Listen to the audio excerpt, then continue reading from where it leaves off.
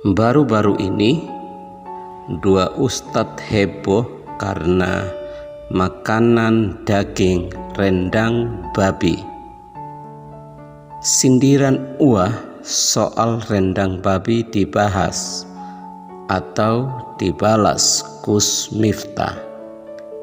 Ini saya lagi makan sama Pak Pendeta gereja. Gus Miftah mengaku ogah disalahkan Ustadz Adi Hidayat alias Uah terkait pernyataannya soal sejak kapan rendang babi punya agama. Gus Miftah yakin bahwa makanan dan benda mati lainnya memang tidak mempunyai agama. Jadi apa yang ia ucapkan jelas tidak salah. Ya, betul sekali. Makanan tidak punya agama. Namun Ustadz Adi Hidayat alias Uah memberikan jawaban yang berbeda dengan apa yang disebutkan oleh Gus Miftah. Menurut Uah, pernyataan yang dilontarkan Gus Miftah sama sekali tidak ada artinya dan hanya membuat gaduh saja. Selain itu, Uah juga meminta Gus Miftah untuk tidak mengecilkan apapun hal yang berkaitan dengan tradisi atau budaya daerah tertentu. Jangan pernah mengecilkan apapun, apalagi bila sudah menjadi tradisi, ucap Uah. Pertanyaannya, sejak kapan batik punya kewarganegaraan? Kan sama saja. Artinya itu pernyataan atau pertanyaan yang tidak berfaedah. Kenapa? Karena itu rendang sudah menjadi budaya yang melekat, sambungnya. Repot ini ya, makanan saja jadi masalah, makanan saja jadi heboh. Akan tetapi Gus Miftah tetap bersikeras mengatakan apa yang ia ucapkan soal rendang tak punya agama faktanya benar. Loh, salah saya di mana? Benda mati kan gak punya agama, kata Gus Miftah. Gus Miftah minta maaf apabila pernyataannya menyinggung seseorang, tapi ia tetap yakin apa yang ia bicarakan adalah fakta yang mutlak, bahwasanya rendang tidak punya agama. Betul sekali, makanan tidak punya agama. Dan sebenarnya adalah bahwa tidak ada makanan yang haram, semuanya itu baik.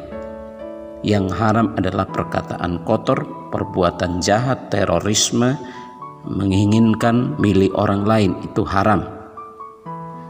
Kalau itu menyinggung jelas saya minta maaf, kata Gus Miftah, tapi saya membicarakan faktanya. Kalau teman-teman marah dan tersinggung, ya tentunya tidak ada niat kita untuk itu, tuturnya.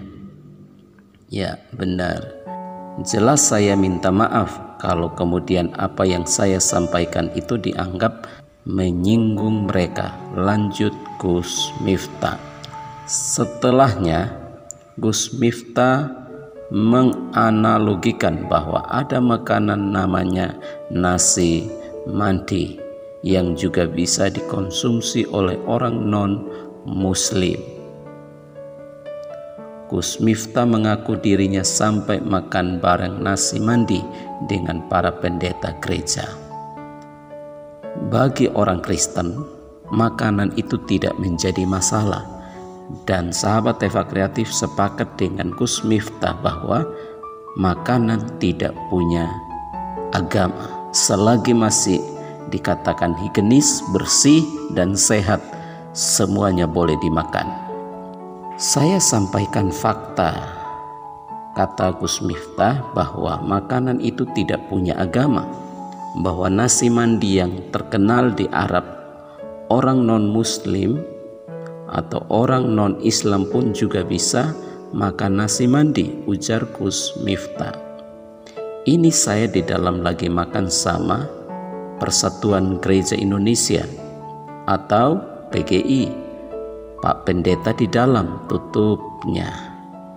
Sementara itu, Direktur Eksekutif Jaringan Moderat Indonesia, Islah Bahrawi, membela pernyataan soal rendang tidak punya agama. Ya jelas, rendang babi tidak ada agama. Menurut Islah, jangan membawa permasalahan dari makanan ini ke ranah agama dan seolah-olah diklaim sebagai situs-situs agama yang tidak boleh ada intervensi dari agama lain. Sepakat dan betul sekali. Jangan membuat gaduh hanya karena nama makanan. Agama biarlah agama, makanan biarlah makanan. Masyarakat biarlah menjadi masyarakat yang harmonis, yang bineka tunggal ika, berbeda-beda tetapi tetap satu, sehati, damai, rukun. Itu yang terpenting. Di bawah naungan Pancasila itu sudah final. Islah Bahrawi meminta pihak manapun tidak perlu lagi membesarkan kasus ini karena yang jelas ini hanya sekedar persoalan rasa dan lidah manusia. Artinya hal-hal seperti ini saya sepakat dengan Gus Miftah, jangan terlalu dibawa ke eksklusivisme agama, meskipun namanya rendang lah atau apa misalnya, kata Islah Bahrawi. Kemudian Islah memberikan contoh apabila ada seorang non-muslim yang memasak rendang dengan menggunakan daging babi, tetapi namanya bukan rendang melainkan semur. Menurutnya semua itu kembali lagi hanya persoalan tentang nama saja dan jangan diidentikan dengan suatu agama tertentu. Ya jangan dong dikaitkan dengan agama, dikit-dikit agama, dikit-dikit agama. Pada akhirnya menimbulkan gesekan. Bisa jadi kalau nasi biryani atau nasi kebuli orang-orang di Libanon yang non-Islam, bisa jadi lauk yang ada di nasi itu babi juga gitu loh, papar Islam. Nah, orang-orang Libanon yang non-Muslim itu kan juga memakan makanan non-halal yang sama makannya dengan makanan orang-orang Arab yang Muslim. Bedanya ada di ingredientsnya, di kandungannya, sambungnya.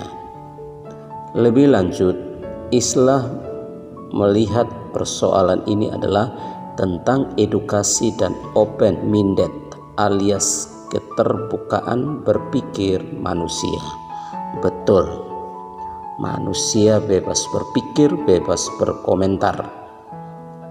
Yang terpenting adalah jangan saling menyalahkan dan jangan saling mengklaim, apalagi diarahkan ke ranah agama. Islah juga melihat adanya makanan non-halal yang diolah dengan cara masakan khas Melayu di Malaysia, tetapi tidak ada masyarakat yang marah atau protes. Itulah yang disebut dengan negara cerdas, pemerintah cerdas, masyarakatnya juga cerdas, tidak mempermasalahkan soal makanan ataupun nama makanan. Itu adalah hak orang masing-masing untuk memakan makanan yang sesuai dengan selera mereka, dengan bumbu-bumbu mereka, terangnya. Ya benar sekali, saya sepakat dengan Gus Miftah. Jadilah orang yang baik. Jadilah orang yang tidak mengklaim dirinya sendiri yang lebih baik.